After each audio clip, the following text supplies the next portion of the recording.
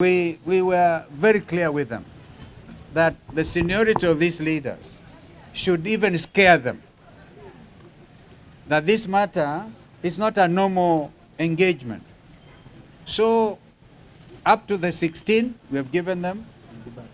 We'll be back here.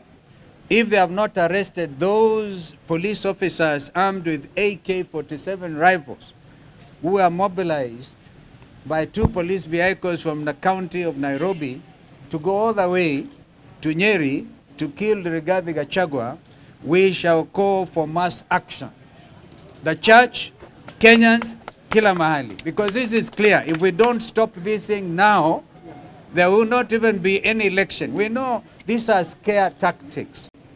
We said it and we repeat, if you touch any national leader and assassinate any national leader a few months to the next general election, this country will never be the same again. But we love this country. Kenya, we reminded the police service, is a constitutional democracy. The role of the Kenyan police is to be impartial, not to take instructions from William Ruto. The letters we have dispatched are addressed to even William Ruto himself as a chair of the National Security Council. We think he should, if he was to take his responsibility seriously, would even convene a National Security Council meeting. The IG is the first responder. We have put the others there. Hiyo list mutapatiwa kwa media. And we are saying this matter. Kenya is not any other country anywhere in the world. We were very clear with them that the seniority of these leaders should even scare them. That this matter is not a normal engagement. So up to the 16th, we have given them. We'll be back here. If they have not arrested those police officers armed with AK-47 rifles who are mobilized by 2 police vehicles from the county of Nairobi to go all the way to Nyeri to kill Rigathi Gachagua, we shall call for mass action. The church, Kenyans, kila mahali. Because this is clear. If we don't stop this thing now, there will not even be any election. We know these are scare tactics. And looked at him straight in the eye and told him that the attack at Wetima Church on Sunday in Othaya was not an ordinary attack.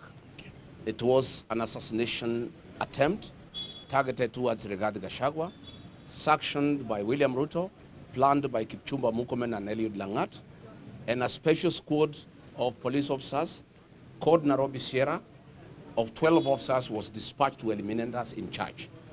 We have told the IG that before we come back on the 16th, those members of that unit need to be arrested and disarmed and taken to court, and he must give that assurance. And we have said that if this situation continues after 16th, hatutakuwa na lingine la kufanya ni kuitisha maandamano katika Jamhuri ya Kenya until Kipchumba Murkomen is removed from office, IG Kaja is removed from office, and the 2 DIGs are removed from office, and the National Police Service can be put back into order. 2 vehicles were sent from Nairobi by the regional police commander, one from Buruburu Police Station, another one from Makadara Police Station. Hao ndio walisafirisha hao maofisa ya polisi ambayo majina yao yote tumewapatia, na tungetaka wachukue hatua, hao maofisa wakuwe disarmed na wapelekwe kotini. Na tutarudi, na kama haitawezekana basi tutauliza Wakenya wajitokeze until things are restored. In the meantime, we have resumed our political activities. Saa hii tunaingia CBD, tutarudi Othaya on Sunday, tutakuwa pale Gituge on Sunday, na tumeambia police officers kama hawataki kulinda mikutano yetu wasikuje kusaidia wahuni. Yeah? Wasikuje kusaidia wahuni.